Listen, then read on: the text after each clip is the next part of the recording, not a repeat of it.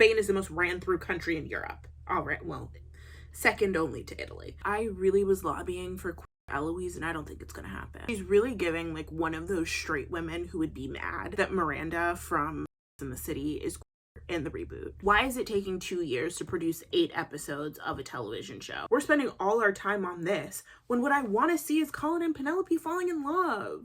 Do you think LGBTs fell from the sky in 1969 and then went to the Stonewall Inn and decided to start throwing bricks? Like,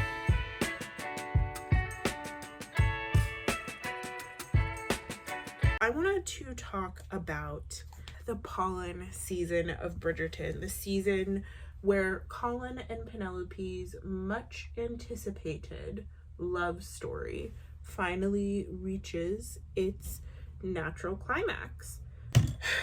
Finally got their story told this season of Bridgerton. But honestly, it's a bit debatable whether Colin and Penelope finally got their story told, because my God, there were so many cooks in the kitchen this season of Bridgerton. Like, there were, I don't remember feeling like a season of Bridgerton was bloated or like overstuffed the way that I felt with this season. And a lot of people have complained about like the Mondriches storyline and Cressida's storyline, and I understand where those complaints come from to an extent. After part 1, I wasn't willing to complain about that stuff because I was like, well, we have to see where they're going to take it, you know? Now, having seen how they contribute to the larger story arc of the season and seeing that the answer was basically in no way at all, now I'm like, okay, so why did we do that? After part 1, I was kind of flying high. Like, I was really excited. I was really happy with how the story was progressing and where it was going, and I thought that it was like a definite improvement upon the book. After watching part 2, I still think that this season 3 was an improvement on the book. I mean, I think anything could have been an improvement on the book. There were, now that I like have let it sit, there were some things from the book that I liked better than in the show, and I'll bring those up as we like go over those things. But I think it's mostly like in terms of character development and motivation. Like in the book, a lot of the character motivations were very clear, and that's easy because we're in the characters' heads in a book, you know. I was hoping that this would just like be an improvement, you know, because I thought that season 2 was way better than season 1, and I was hoping that this would be way better than season 2 even, because I love season 2. I love Kate and Antony's love story. I think because I see myself in Kate so much, and I also see myself in Penelope, and so I was hoping that season 3, I was hoping it would be a situation where it's like it just keeps getting better with each season, right? I don't know if I'm going to say that that's necessarily the case, you know. I think after watching this, season 2 is still my favorite. That being said,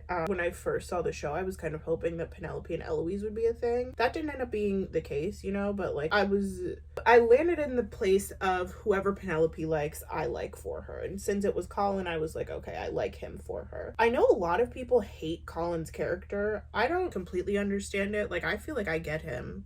I feel like I understand where he's coming from and why he behaves the way that he behaves. It's not super confusing to me, but you know, everyone thinks that he's selfish. Everyone thinks that he like is just wasting all the Bridgerton money, whatever. I don't really agree with that, but I could see how you could come to that conclusion based off of the information that we are presented and how it is presented, especially after season 2 when he's like, I'm gonna be a captain of industry. I'm gonna borrow money from my brother to give to Penelope's weird cousin, and then the weird cousin ends up being like a charlatan. Okay, so saying all of that, I am disappointed in that, because one of the things that I did say in that video was that I was hoping that Penelope was going to just be like absolutely fucking lusted after by the men of the Ton after she had her little makeover. What I was hoping for was, you know, she's all that. I was hoping for Manny Santos after her season 3 makeover in Degrassi. You know, JT literally skateboards into a wall. She gets a boyfriend almost immediately. Craig is salivating. All the guys want to sleep with her. Like, that's what I was hoping for.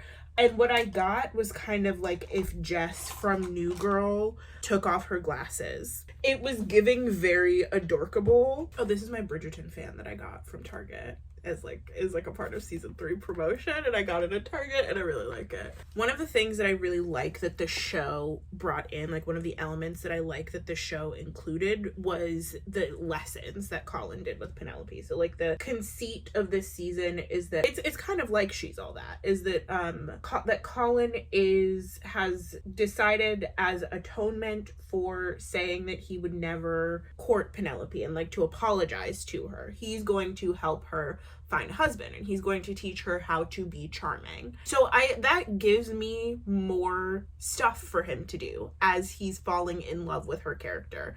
And it gives them more of a reason to interact outside of Eloise, because Eloise and Penelope are not like in a good space when this season begins. It also gives us more opportunities to like see him interact with Penelope than like in the book, where it's kind of like they're talking one day, she asks him to kiss her because she's scared that she's never going to kiss anyone. He agrees, and then from that moment on he's like obsessed with her and in love with her. And we don't really see them interact outside of that until the carriage scene, and then they get engaged, and then they get married, and then it feels kind of fast.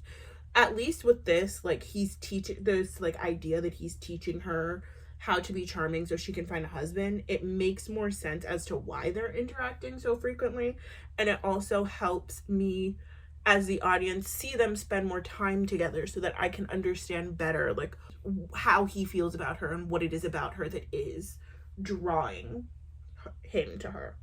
I also really liked the carriage scene. I enjoyed Debbling as like a romantic rival for Colin. I'm glad that he didn't just get it so easily. Like in the book, he's the only person who has ever shown interest in Penelope, like ever in her entire life. And I'm glad that like she had that thing with Debbling to kind of show her, one, that she's desirable to someone else, and two, show the audience that she's desirable to someone else. That being said, no, that's it. I liked it. I liked Debbling's character, even if he is painfully familiar to me. I hate him. He's probably a Virgo. I hate a Virgo man so much. I'm trying to think of what else I liked. I liked that sex scene in episode 5. It was very hot, and you could really see the love that they had for each other through it. And I also liked that Penelope is horny, horny girl representation. I think one of the big mistakes that they made in adapting this season was splitting it into 2. First of all, it's 8 episodes that took them 2 years to come out with. And you can tell that they did quite a few reshoots to develop Colin's character, because he has this insane wig in a lot of these episodes. This like very distracting, very wild wig on in a lot of these episodes. And so it's like, you had 2 years to produce this shit. It's 8 episodes. But you still did like extensive reshoots. What the fuck was the first draft of the show? And you also had extra time for like editing, sound mixing, all of that in between when part 1 and part 2 came out, which I assume is why they split it up, because they needed that extra time. But then again, I say, where was the time management? Like what were we doing here? What was the plan here exactly? What were we doing? Why did we plan this season out this way? Like, why was it so hard? Why was it so much work to get these 8 fucking episodes out in 2 years that you had to split it into 2? And that you also did extensive reshoots that focused on developing Colin's character more. What was he like in the first draft? Like, I understand that TV is hard to make. I do. Like, it's not like baking a cake, you don't just get a TV show after like 2 hours of work. But like, I have questions about the sequence of events and how we ended up where we have ended up. The first half came out, like I said, I loved it. It was amazing. I was so happy with the story. I literally burst into tears at the end of the first half. I'll put the TikTok in that I made immediately after watching it. I just finished part 1 of season 3 of Bridgerton, and I can't stop crying.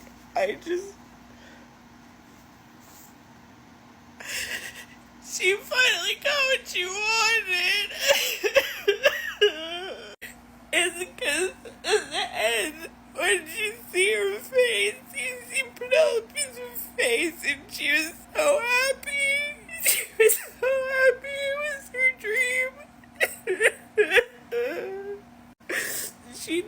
thought anyone was gonna love her, especially not Colin Bridgerton. And then he said, I love you. And he said... Did he say that though? Did he? He said he's gonna marry her. He said he's gonna marry her. Conflating love and marriage. Yeah. Oh, good. Yeah. Who cares? It's a pretend TV show. Yeah, it was worth the wait. It's very much so worth the wait. I would say best season so far. It's only 4 episodes. Best season so far. But like the first half, I literally burst into tears. I was so happy because it felt like such an improvement on Penelope's story in the book. Penelope's story specifically. I didn't feel like I got a better understanding of Colin in the first part, but I was hoping that that would come through in the second part. Then the second part comes out. I watched it with my friend at her house. We made this like insane Bridgerton party. We bought a cake. I designed cocktails. I made a menu. Like, it was wild. We went all out because we loved part 1 so much. We were like, of course we're gonna love part 2 just as much. I'm not kidding you. When we were done with it, dead silent. We were literally both just staring at the TV like, huh. The story in part 2 is so sad. And like most Bridgerton seasons follow this arc where like the first 4 episodes are the couple falling in love, and then in episode 5 there's like a solidification of the commitment, but also the introduction of a complication to these feelings that they have for each other. And then episodes 6 through 8 are them like working their way through the conflict. However, putting out the first 4 episodes and then waiting a month for the second 4 where like the couple is going to be in strife and pain and sadness, it made it feel like I was watching 2 completely different seasons of television. What ended up happening was that like I was expecting part 2 to be as sweet and as lovey-dovey and as fun as part 1 was. And it was just sadness because in part 2, at the end of episode 5, Colin follows Penelope to her publishers while she's like publishing or getting ready to send out her last issue of Whistledown. And he discovers that she's Lady Whistledown. And he's like, oh my God, it's you, this person that I hate so much, because Lady Whistledown had like published this scathing issue about Colin and how he was so up himself ever since he got back from Europe and he didn't know who he was anymore. And he was caught in 4K, and he was really embarrassed about being told about himself. So he, instead of like he's a man, instead of reflecting and like going internally, he was like, I hate Lady Whistledown. I want to destroy Lady Whistledown. He was so happy when The Queen's Bounty came out. So for him to find out that this woman that he just proposed to is literally Lady Whistledown, of course he would be upset for the rest of the season. We get 1 episode of the similar happiness from episodes 1 through 4, and then 3 episodes of just like sadness and suffering mixed in with all these other people's storylines, which we will get to very soon. Gripe with this season was that as much as I didn't know what was going on with Colin in the book romancing Mr. Bridgerton, I was hoping that the showrunner and the like writers would just decide this is what's going on with him and then go with that. But it seemed like they didn't know either, and they also didn't want to make a choice. Like, they just kind of wanted to just, like, film him in his natural habitat doing whatever, and, like, that was the planned story arc for Colin. His whole character's thing is that he doesn't know who he is. He doesn't know what he's doing with his life. He doesn't know where his life is going. He feels like he has no purpose.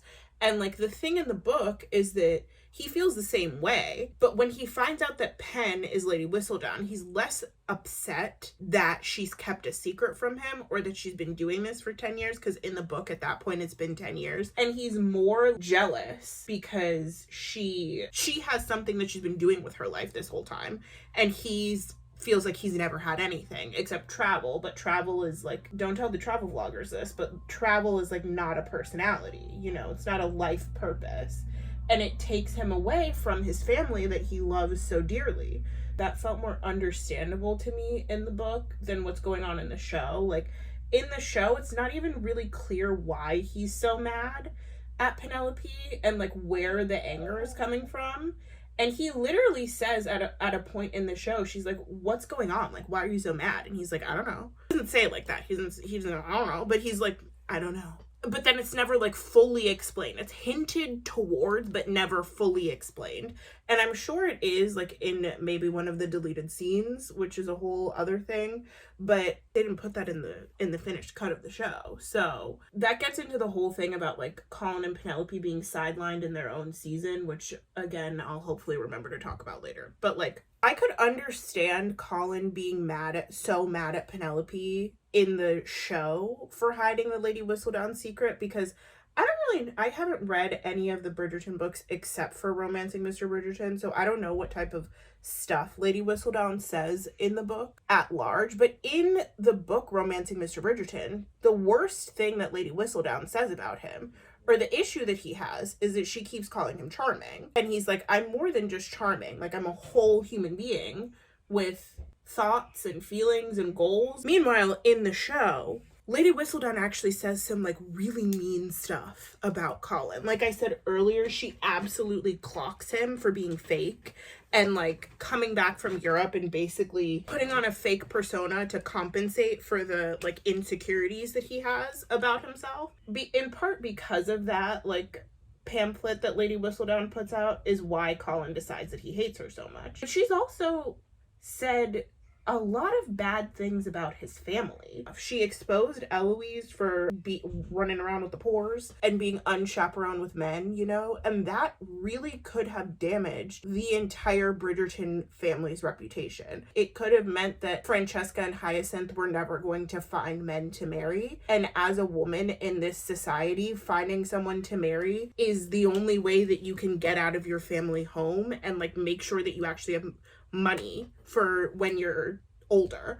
There's a bunch of Jane Austen books about this, Sense and Sensibility for one, and also Pride and Prejudice. Like the whole thing in Pride and Prejudice is that they have like 5 daughters, and if all those girls don't get married, like their family home is going to go to the Collins. And so if they don't get married, like they're not going to have anywhere to live. So Penelope put the Bridgerton family, particularly the girls, in a really bad position in the show, but it's not even that like in the show this season, Colin isn't even really mad about that, or he doesn't say that he's mad about that. Like I could understand him being as mad as he is during the season if it's because of any of the like horrible things that she said about his family as Lady Whistledown, or even like if he was like, well, if you could say this about your mom and your sisters and yourself and me as Lady Whistledown, how am I supposed to trust you, like as my wife? Like how will I know that anything that you say to me ever is truthful?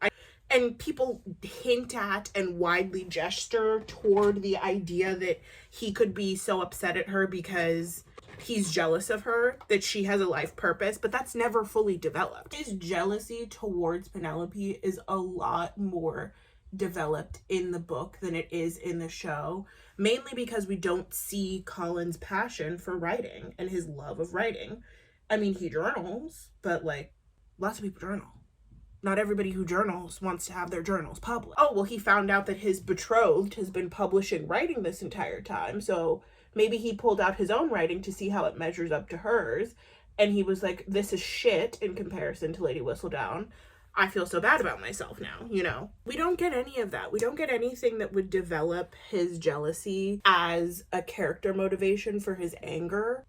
And we also don't get like anything that would develop his feeling of betrayal towards Penelope as a character motivation for his anger. So he just seems grumpy and angry for all of the last 3 episodes, including after they get married, including after they have their wedding breakfast, and after, like, even in the, like, epilogue where Penelope's given birth to the next Lord Featherington, which don't even get me fucking started on that. Like, why did she have to give birth to the next Lord Featherington? She's already independently wealthy. She's already married to a guy who gets an allowance from his rich family. She's got a lot. Why did she also have to give birth to the heir to the Featherington fortune? Like, we couldn't have given that to Prudence. Prudence is the firstborn. Prudence is just married to some random guy who don't got no money. Like, even in the end, he still seems sad And like he's decided that his life purpose is going to be being Penelope's husband, but he's not happy about it. I don't want to dwell on the historical anachronism too much because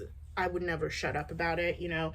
As a historian, anachronism is already hard enough for me to deal with because I know how things should and should not look, and I know how things should and should not progress and like be written, but I can handle a certain extent to it. Like the wedding dress from Rain makes me want to scream and rip my hair out because she's literally just wearing a 2015 wedding dress, 1592. Like I understand this is a show where they play like orchestral string versions of Ariana Grande songs. Like I know that it's not meant to be historically accurate, but it does dip its foot in the space of neoliberal white feminism in a way that is incredibly frustrating when I know that like you can empower your characters and be a little bit more historically accurate in a way that is better storytelling and like not yassifying this character that we have followed for years. The show basically takes and girl bossifies Lady Whistledown in a way that is so frustrating. I don't know. I understand in a way like where that ideology is coming from, this idea that women are empowered by being able to do work. But at the same time, I think we're losing the plot. It's not work that empowers women. It's not work that equalizes the playing field. It is having similar access. Women in Penelope's time period weren't able to work and had to rely entirely on fathers and husbands for their well-being. And then getting access to work, it's not the work that made them equal. It's the change in society. It just like really gave white feminism. The white feminism of the writing necessitates that Lady Whistledown live on forever and that it be the thing that Penelope owns that Colin does not have access to. It also necessitates that Colin continue to not have a sense of self, and that is the equality. Him being her wife, I guess, like in the reductive, like gender essentialist way, him being her wife is what equals the playing field for them, not him finding something to make his life worth it and her having something that makes her life worth it. No, it's like he's devoted to Penelope in the way that a wife in this time period would be devoted to their husband, and that's not equality. It's not better for one group to be on top and the other group to be on the bottom. Like the flip side of a power dynamic is still a power dynamic. And I think that's why, for me at least, Colin's story arc fell flat, because what would have been rewarding was if they both leave the season with something independent of each other that they can have, or something that they mix together. You know, like in the books, they work on editing his book together, and he has maybe more books that he's going to write about other travels of his, and they can work on that together. In the show, maybe they could have worked on the books and also worked on like Lady Whistledown together or whatever it was, but it's like an equal playing field, as opposed to, well, now Penelope is the one who's on top and Colin is her supporting character, and that's supposed to be a happy ending because it's a girl that gets to have a supporter, not a guy. And that's not happy to me. I wanted to talk also about a lot of the other characters in the season and some of the extraneous subplots. Understand that this is an ensemble series, but the thing is that you have 8 episodes. And I think in the showrunners and the writers' mind, because Colin and Penelope were already established characters, they could spend less screen time working on developing their relationship because people already had the prior seasons of their character development to like look back on. The issue is that's not the case. I think with established characters, you almost need more time for an audience to understand how the dynamic is changing, why the dynamic is changing, and to buy into the dynamic changing. Particularly because Penelope is a fat woman. Even after part 1 came out, there was a lot of people online who were like, oh, I just don't buy that Colin is into Penelope. I just can't really get behind this love story. It just doesn't make sense to me. How did they get to this place? What's going on? And me, who doesn't hate fat people, I was there already. But that's because I'm coming with the advantage of the fact that I don't hate fat people. It is fully the next day. This microphone is not connected to anything. It's essentially just a prop at this point. Yesterday, I was talking about how important it was for Penelope, particularly as a fat main character, to have more screen time developing her story arc. You have a strong burden of proof when you are trying to show a fat woman be loved in any context. And I was hoping that the showrunners and writers would recognize that and rise to the challenge. However, they didn't seem to be interested in treating this story between Colin and Penelope with the nuance and uniqueness that it warranted. Because A, it was a love story between two established characters, and B, it was a love story featuring a gorgeous but still not conventionally attractive female protagonist and an oddly derided male protagonist. I think this is going to be one of those situations where fan fiction just like wins the day, because nothing that they gave me is going to top, honestly, any Colin and Penelope fanfic that I can find on AO3. That's kind of like my general reaction to the Colin and Penelope relationship in the show. Next, I'm going to talk briefly about some of the other characters, and if you want to see the full breakdown of my thoughts about each character in detail, you can follow my YouTube membership page or my Patreon, and the extended version of this video will be up in both of those places. Generally speaking, I thought that there were too many cooks in the kitchen this season. There were too many storylines going on. Now, like I said earlier in the first half, I wanted to see where the story with the Mondriches was going to go. I wanted to see where the story with Cressida was going to go. Now, seeing where it went, it kind of felt like a thread that was picked up, and then like they didn't know what to do with it, so they just like dropped it at a certain point. And then what ends up happening is we don't get to see enough Polin. That's what I'm here for. I'm here for Colin and Penelope to fall in love. And it didn't even really feel like Colin. It's kind of ironic, right? Because Colin's character's whole thing is that he feels like he doesn't have a place in his own life. Feels like he doesn't have a purpose in his own life, because he's so defined by the family that he's a part of and his friends and the way that people perceive him. And like everyone is kind of crowding him out of his own life. Well, everyone kind of crowded him out of his own season, and there's no atonement or rectification for that. It's almost like, well, of course that's how it would be, and that's the way that it should be, because that's who he is. And it just kind of doesn't feel fair, if I'm being honest. Like, Anthony got to be the star of his season because he's the oldest boy. Daphne got to be the star of her season because she's the oldest girl. And Colin gets shafted. I guess by the time we get to Gregory's season, he's gonna like be running around in the background while we pay attention to all this other random stuff that's going on. Anthony and Kate, love them, love the actors playing them. Doesn't make any fucking sense that he would put his pregnant wife on a boat to India. Doesn't make any fucking sense that his pregnant wife would agree to get on a boat to India. What are you gonna do, have scurvy? Did they even know that you could go through Egypt at this point, or were they still going around the tip of Africa? Like, you have to stop in fucking Mozambique before you can get to India? Like, what are you talking about? No, that didn't make any sense. That made me angry. It wasn't for me. Keep staying with the older generation, right? We have Violet and Lord Anderson.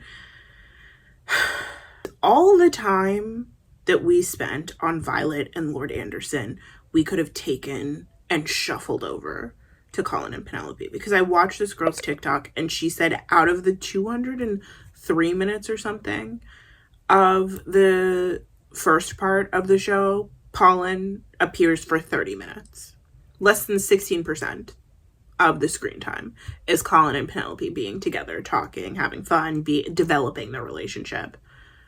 I didn't need Violet to meet Lady Danbury's brother and start to, like, have feelings for him. I didn't need that. If she did meet him, once again, it could have been, like, a one-off. He's coming to visit. He's staying for, like, a week. She meets him. She's sprung. He leaves. She goes back to, like, being Violet.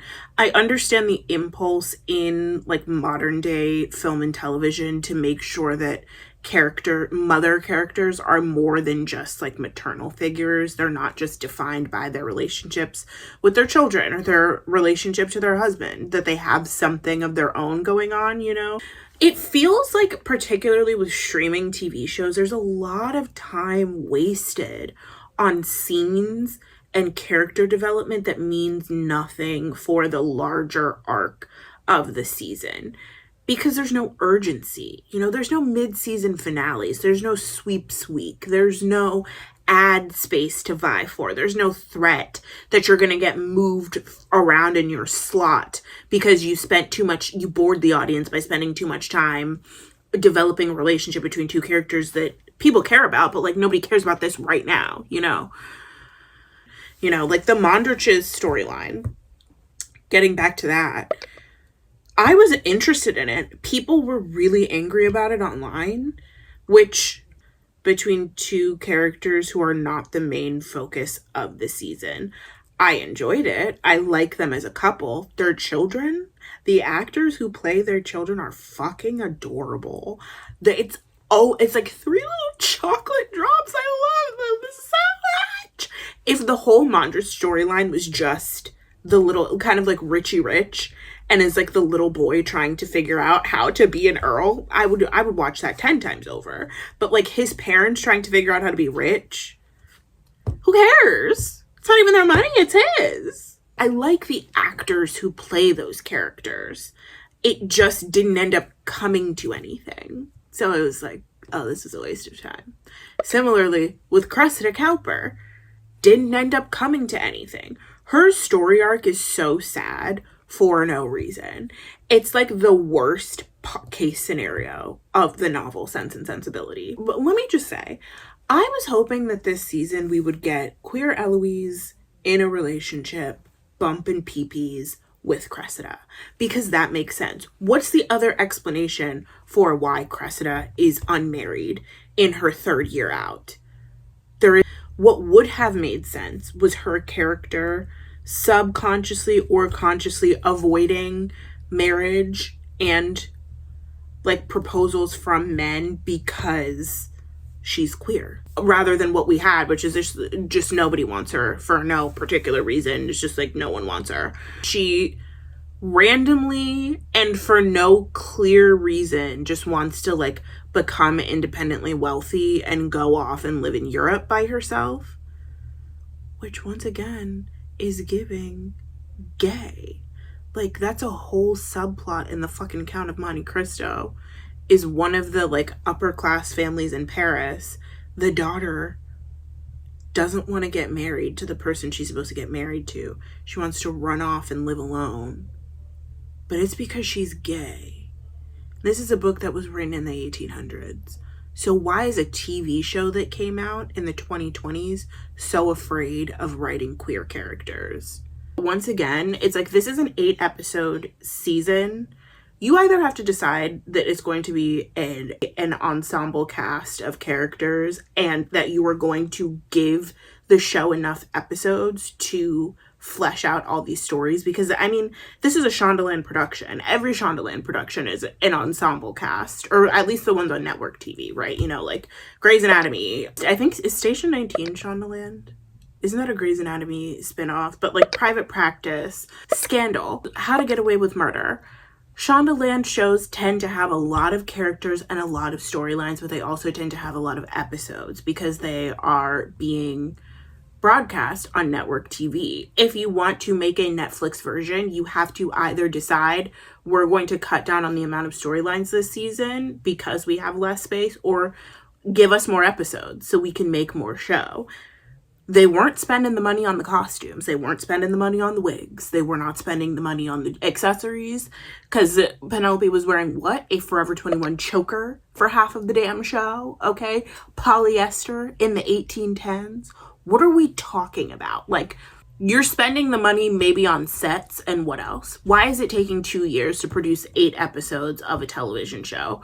If you're going to make those 8 episodes that are going to be so overstuffed with characters, and none of those stories are going to have the space to breathe. Let's talk about Benedict.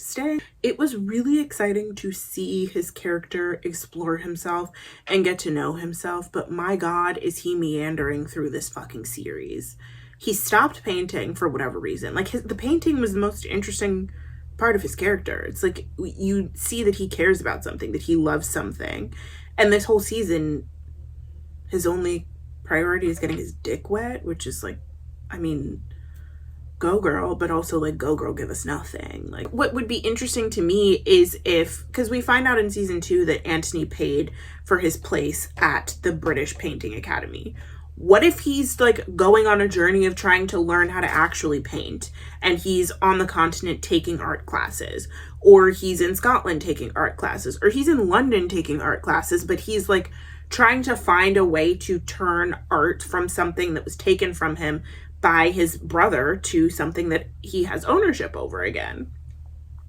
There was no exploration of that conflict this season. It's almost like they like get amnesia in between seasons, and then like the potential character development that could happen from season to season just gets dropped because we didn't talk about any of that. We talked about this blonde bitch that he was fucking the whole season, which cool, good for them, but my God, did I not care about her? Like, we get it, your husband is dead, you're independently wealthy, and you're not like the other girls. Cool. What else is there? You have sex with the Spaniard. Many such cases, many such things have been done. Many such people have done that, okay? Spain is the most ran through country in Europe. All right, well, second only to Italy. For him being interested in Sophie, if Sophie's going to be a woman, somebody said that they should piss off the fans even more, like the fans who are mad about the gender bent Francesca even more, by making Sophie a trans woman, which is not historically anachronistic. There's transgender people have existed throughout history, across the world, particularly in Europe. The Chevalier du, or Chevalier du, I don't remember what her name is, but it's this transgender woman from France. I'll link a podcast about that down below. But like, they've existed always, okay? But call up the girls, okay? Call up the dolls. Somebody who wants to play this role and change people's lives.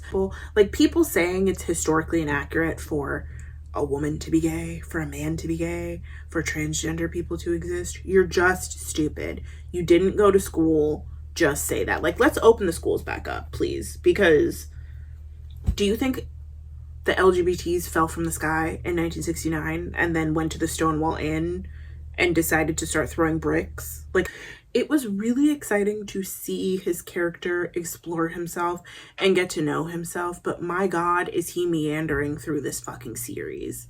He stopped painting for whatever reason. Like, the painting was the most interesting part of his character. It's like, you see that he cares about something, that he loves something, and this whole season, his only priority is getting his dick wet, which is like, I mean, go girl, but also like, go girl, give us nothing. Like, it's embarrassing at this point. Like, you're not, people are making fun of Colin for doing nothing but like wasting his family's money and traveling around the world, but what does Benedict do? Eloise's entire character arc in this season was so frustrating and annoying because she was a horrible person. Like, she was poorly written and seemed to be poorly understood by the writing team as well. She's basically like worse Elizabeth Bennet, or like she thinks she's Elizabeth Bennet, but really she's Gretchen Wieners. Like, she sucks. It made me really upset, and I won't get too much into detail, but like, she was a horrible friend to both Penelope and Cressida throughout this season and faced absolutely no consequences for it, except that she like got to go off and live her dream of being a single spinster in Scotland, like mooching off her sister and her sister's like rich husband in his castle. Like it was really frustrating. And I think what they're trying to do, and this is the thing, this is something that they should have done with all these other arcs, because with Eloise, over the course of this season, we see her watch everyone around her get married, and she's like, oh damn, I probably should do that at some point. But she's not going to do it this season. She's not even going to do it next season. But we see her slowly start to realize, wait, maybe marriage is about more than like suffering under the weight of a man's thumb, or just getting money, or like subjugating myself. Maybe it's also about companionship. And then that will later on be the motivation for her to pursue a relationship with Sir Philip. That makes sense. It does not make sense that she's able to abandon Penelope, abandon Cressida, lie to her brother, and everybody at the end of the season is like, oh, well, you know, that's just Eloise. It also, like, I really was lobbying for queer Eloise, and I don't think it's gonna happen. I think she's really giving, like, one of those straight women who would be mad that Miranda from Sex and the City is queer in the reboot. I feel like Eloise is going to end up being the perfect illustration of the femcel to tradwife pipeline, which makes me sad because her character had so much potential in the beginning of the series to me. But either I get the feeling that, like, maybe the actress who plays Eloise is like tired of people assuming that she's queer, which, look, a vibe is a vibe, mama. Okay, a vibe is a vibe. It's giving Shawn Mendes, but you know, he's okay. He just got a tattoo of a naked lady with a man on his arm. Heterosexuality. So I'm not excited about her season. I'm not as excited about her season as I was initially. Her story arc in season 2 was really disappointing to me. I literally skipped all those scenes. I don't even know what Theo looks like. I just know his name because people always talk about him. I think everybody on the internet thinks that Eloise is queer, and I just don't think that it's going to happen. I'm saying it now because I've been wrong about everything on Bridgerton so far, and I hope I can be wrong about that too. But for Eloise to turn to her, and then as soon as Penelope needs her again, just drop her. But then even when she's like going back to being friends with Penelope, she's not committed enough to Penelope to like put herself out there, put something on the line, like be support. She's like straddling the line in a way that was so like nasty and hard to watch. Cressida is crying out for help, being like, well, you're the bitch who's always talked about wanting to be a spinster and like live a life on your own. Can you help me figure out how to do it? And Eloise is like, huh? What? You need something from me? You want me to do something for you other than just talk at you for 3 hours? Have you listened to all my cockamamie ideas about feminism and equality? And then when Penelope in the same episode, I'm pretty sure in the next episode is like, Eloise, I need your help. Eloise is like, no, I can't. What the fuck is wrong with her? And really destroyed Eloise's character for me. I didn't even really watch most of her scenes from last season because, like I said, I skipped all the Theo shit because I thought it was annoying, and I knew it wasn't going to come to anything, and I knew she wasn't going to stand on business. Her being in love with a man doesn't interest me, and I'm not going to watch it. You want to marry a poor, marry a poor. You want to ruin your family's reputation, ruin your family's reputation. But you can't do things that would lead you to marry a poor and would ruin your family's reputation and then be like, oh my goodness, what are these? The consequences to my actions? My biggest disappointment for this season was 100% Eloise, particularly because she's born on the same day as me. But you know who else is born on the same day as me? Francesca. I love Francesca Bridgerton. I hate that her character ended up being queer. I know, sue me, I'm homophobic, I get it.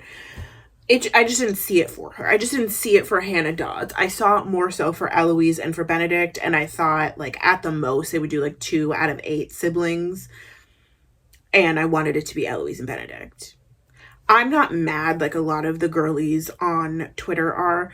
This is what I'll say. I think Eloise Bridgerton, if she was born in, like, 1990, would be on Twitter today complaining about how they gender bent Michael Sterling into Michaela and how there's not enough good representation for straight women. She'd be one of those straight women who's like, just because I'm an interesting person doesn't mean I'm gay. Okay. you're not an interesting person. So, like, you're wrong on 2 counts.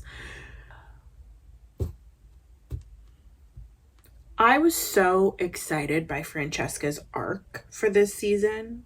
Like, I was so excited by the idea of this, like, quiet, strong sibling meeting this person, and it's not this, like, big fireworks thing, you know, because that's really, like, the anti-Shonda Rhimes story.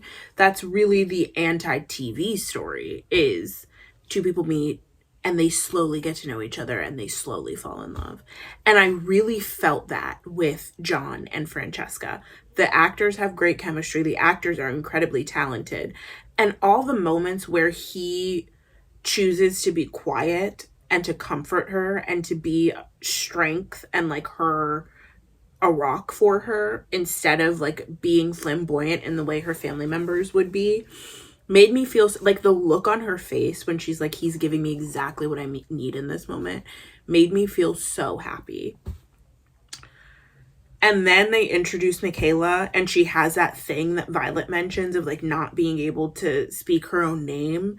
And it kind of is telegraphing this thing of, oh, the reason that things didn't click immediately and she didn't feel those fireworks with John is because she's gay. I wasn't into the idea that Michaela would be or that Michael Sterling would be gender swapped into Michaela, mostly because I wanted Ketter Williams Sterling to play the character. It was very important to me, in fact, essential to my health, safety, and well-being. Knowing that that's not happening, I'm very disappointed, but I guess I'll slowly be won over. I'm a pretty easy person to get if something is cute enough and if there's enough chemistry underlying the situation. Hannah Dodd sold the Francesca being gagged by Michaela reveal enough for me that I'm like, okay, I would like to see it. That being said, I feel disappointed about John's character and his story arc. Like, it was giving not that she's bi, like most people are assuming, but that she's just gay. Because of that weird face that she made after they kissed at the wedding, and also the way that she reacted to Michaela, which, I mean, I'll put that in the Patreon. Let me not say that on the main feed, but, like, I love John's character. Like, that's my man. Okay, that's my man. I would do a lot of things for him, and I would do them happily. That's my man, and I would stick beside him, okay? I love him. He's one of the characters who was a minor character, but the way that he was developed over the season, you know, he didn't get that much screen time. But the time that we spent with him, we got to know him really well, and he ended up being super fun. I love him. I'm sad about what's going to happen to him. If you don't know what's going to happen to him, spoiler alert, I'm not going to say it, but, like, you know, yeah, you can probably extrapolate. And if you can't, don't. Save yourself the stress, okay? I did not realize that we were going to get to know John so well. So it's gonna be interesting to see in Francesca's season. Hyacinth, once again, remains my favorite Bridgerton. She's adorable. I love her. She's so cute. She's so fun. And I love how much she loves all of her siblings, spouses. Gregory, adorbs. I love his relationship with Kate and, like, the way that it's budding. Apparently in the books, Gregory names his firstborn child after Kate, which... And in the first season, he was a little baby, and now he's big, and I'm excited. I need us, so for the future of Bridgerton, you know, I want a spin-off of Gregory at Eton, also getting into some queer shenanigans, because once again, historically, that's what the fuck those people were doing at public school in England. And yes, it's called public school in England if you pay for it, because they're weird. That's what they were doing, sucking cock, okay, as Tati lovingly said. The stark difference in quality between season 1 and season 3 is both frustrating and, to me, kind of an opportunity for a reckoning. Season 1, the costumes were beautiful, the sets were beautiful. As much historical anachronism was sprinkled in there, right? the story arc still made sense in the context of the time period that we're talking about. By the time you get to season 3, they're just throwing random shit in there. There's going to be someone's going to be calling someone on a cell phone in season 5 if the showrunner and the writers have anything to say about it. It's a fine line to walk, but we're getting to a point, like Penelope wearing red lipstick at a ball, having rhinestones on her eyes, sequins on the dresses. Like, you may as well just strike down the Regency era sets and go film this on the Grey's Anatomy soundstage. Like, that's how far removed we are from where we started. So I'm hoping that moving forward, either we get more episodes or we get less story. The other thing is, 2 years is too long. At the rate that they're putting out seasons now, we're not going to get season 8, Hyacinth season, until 2034. I'm going to be 36 years old. This show started when I was 22. That's too long to put out, how many, 64 episodes of television? In the golden age of television, people were putting out 64 episodes of television in 6 months. Like, please be serious. I'm 100% serious when I say this. I am dead ass when I say this. It is only to the detriment of this show and not to its benefit to take the amount of time that they are taking to produce the small amount of episodes that they are producing. And then the idea that they would wait 2 years and then release it in 2 parts again. No, cut the cameras, dead ass. Netflix needs to get serious. Stranger Things started when I was in high school. I have been graduated from college for 4 years now, and the show still isn't even over. It's taking too long. People don't care anymore, and that's the real thing. Either get serious about making TV or cut the cameras, pull the plug on all the shows, and just do what you were doing before, which is like licensing and redistributing the shows of other networks. Because like, it's not cute that this is taking so long, especially with people having the attention spans that we have nowadays. Like, someone's lying. Someone's sitting on their hands doing nothing. Someone's getting paid for a job that they are not doing, because there's no reason that it should take this long to produce this amount of television. Comment is, release the Snyder Cut. Release the Snyder Cut of this season, okay? There's apparently a lot of deleted scenes that we didn't get to see. There was apparently a full like intimacy montage between Colin and Penelope that we didn't get to see, which is clear because that last intimate scene between them where she's riding him, it's clear that they chopped that up, just cut it out of something else. Similarly, when fucking Portia is talking to Penelope about how she don't like to listen, it's chopped and screwed. They cut something out. Everybody's staring at Penelope's stomach, episodes 5, 6, and 7, or episodes 6, 7, and 8, but they never say that she's pregnant. And then she just like pops up with a baby at the end of the show. Again, it's kind of like, it took you 2 years to put out this season, but you also had to do extensive reshoots, which we know because of the egregious wig that Luke Newton was wearing in a bunch of Colin's scenes where his character is being developed, right? So what did you shoot at first? Was it just like him farting open hold in front of a camera? Like, what was going on in the original cut, in the original writing? Like, what were we doing that you had to reshoot a bunch of the scenes that Colin is in and reshoot a bunch of the scenes that Colin is in with Penelope, and we still don't have enough content of the two of them together in the final iteration of the show? So once again, somebody's lying. Like, I was so excited for this season, so excited for this story. And then by the time part 2 came out, I was like, oh, this is why I don't get excited about TV anymore. And that's sad, you know? It's not all the time set yourself up for disappointment. Sometimes it's not on me that I was excited, it's on them that they didn't deliver. And I'm not talking about the actors, you know. I've made fun of the costumes, I've made fun of the hair, the makeup, whatever. I'm not talking about them. They did their best. They did great work with what was asked of them, expected of them, and given to them. Budget-wise, material-wise, everything-wise. There's people on production, people at Netflix, writers, some writers, not all writers, you know, not too much on the writers, because I know how it can be to kind of write within certain constraints and expectations. But like, there's a lot of higher up people who I think are more responsible for the way that the season ended up going than the like people who were involved in the like hands-on day-to-day production of it. And I would like to have a conversation with those higher up people, with those producers, with the showrunners, you know, with the people who decided that this was going to be the version of the show that we saw, because I need you to go back to the drawing board, try again, you know, recut the last 4 episodes and just see. I'm very tired, but I want to thank you so much for watching this video. Thank you for watching the extended Patreon cut. If you are on my Patreon page or my YouTube membership page, and thank you. I am loopy and sleepy, and I still have to take a shower and take this makeup off my face, so I'm going to sign off. But please let me know in the comments down below what you thought of this season of Bridgerton.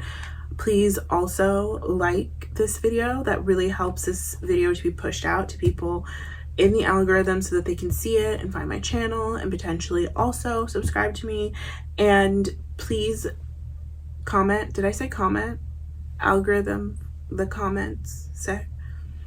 Write some words down there and hit the subscribe button that's down there somewhere. I put out videos hopefully every week. Hopefully, that's the goal right now. I haven't achieved it yet, but you know, we still have the rest of the year.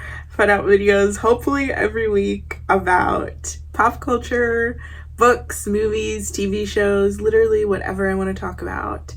And I quite like them, so I hope you can join the fam. Thank you so much, and I will see you in the next one. Bye!